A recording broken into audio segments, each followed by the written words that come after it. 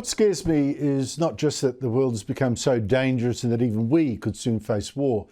What makes it worse is that the government and a lot of the public seem to think, oh, that threat's not real, or they think, oh, it's okay to leave our military badly short of weapons and men. Yet right now, Communist China is threatening war to take over Taiwan. It's even practicing it. And it's threatened to cut the dirty neck of Japan's Prime Minister for saying Japan might defend Taiwan. Now, last night, the head of Australia's Office of National Intelligence, Andrew Shearer, warned of possible war in our region within the next 10 years. Most consequentially, should deterrence break down, notwithstanding the efforts of our government and our allies, we would face a rising risk of major conflict in our region within the next decade. And this comes after the release of an Australian Strategic Policy Institute report worrying about the same sort of thing, warning that China going to war in our region would be catastrophic for our economy and would cause divisions here. It warned that the Chinese language media, for a start, right here, was heavily influenced by Communist China propaganda and control. Joining me is Peter Jennings, a former Deputy Secretary for Strategy in the Defence Department and now Director of Strategic Analysis Australia. Peter, great to see you again. Andrew Shearer warning last night that if the West failed to deter China, and the West right now, as you know, looks pretty weak, we would face the risk of a major conflict in this region within the next 10 years. Is he right? Absolutely he is. And in fact, there would be many people, myself included, that would say that it's likely to be on a much shorter time frame.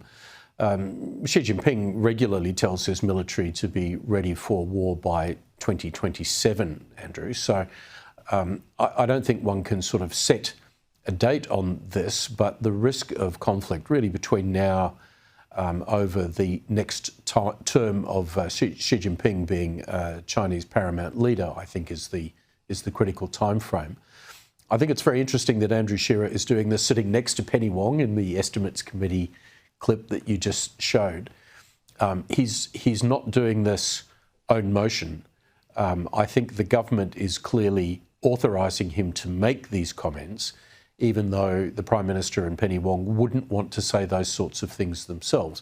So they're leaving it to a couple of our senior intelligence agency heads to make the more hawkish case, as it were, that everything is not right with China. But I completely agree with you. If this is the future that we face, why is it that we are being so slow when it comes to lifting up defence spending? Why so many of our projects just seem to be, half a decade and more away in terms of equipping the Defence Force?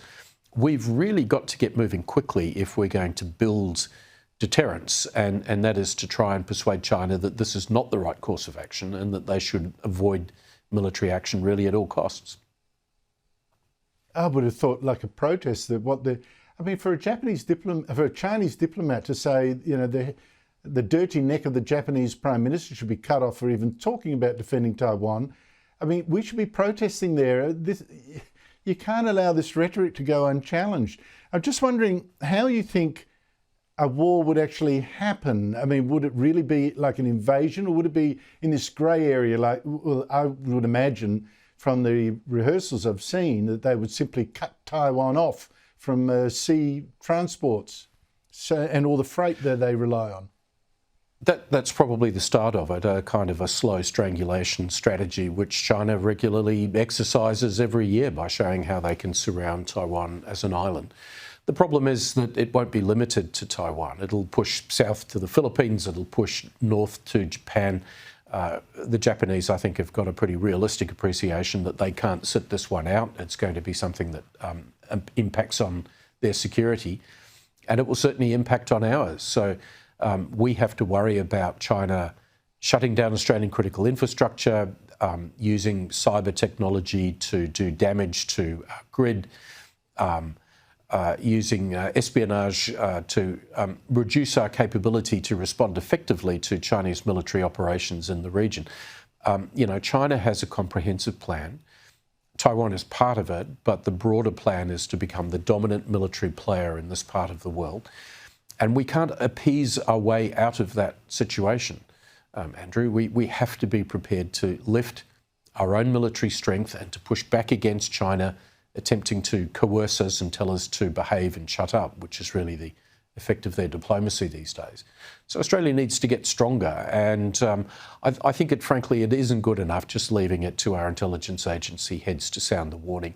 Government needs to show some leadership on this, and that means strong comments coming from the PM and the Foreign Minister, which really at the moment they would go to great lengths to avoid actually saying.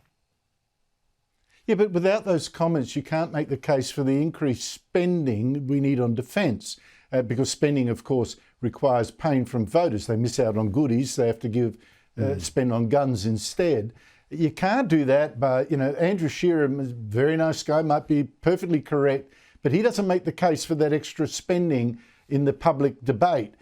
Now, what shape are we in to defend ourselves in any war, or even just to keep the economy going? How come the government hasn't seen, Taiwan's just added $60 billion of spending over the next several years to its defence. It's panicking. Japan has just announced record defence spending. Why shouldn't, maybe we should do something. Yes, Taiwan has said it's going to lift its defence spending to 5% of gross national product by 2030, and we're a very, very long way away from that sort of goal. I'm sorry to say, Andrew, that I think our Defence Force is now less capable of deployed military operations than it was during most of my career in the department when we were active in East Timor and Iraq and Afghanistan and the Solomon Islands all at the same time. And the reason we're in this situation is because the spending on the current Defence Force is being squeezed in order to free money for investment into submarines, of which we won't actually see for the better part of a decade into the future. So there's a mismatch between where we're investing and when we expect to get that gear and the likely threat that we're facing, which the government doesn't want to address. And I think the only way I can really explain that is I think they've partly bought their own propaganda, which is that somehow they've managed to stabilise that relationship with China. But just because China is trading with us doesn't mean to say that Xi Jinping has changed his strategic objective to become the dominant military power in the Indo-Pacific. That's China's strategic goal. And it's the one we're refusing to address because our government would much prefer to be short-term in its thinking and maybe just think that they can sit this one out, leave it to the United States, and they won't be called upon to respond, which I can assure you was a mistake. That's not how the Americans think about the role that Australia should play. Yeah, but it's also a mistake in that it'll be all hands on deck. It's not a fight America can probably win on its own. It will need allies, and strong allies at that. Peter Jennings, thank you so much for your time. Really appreciate it.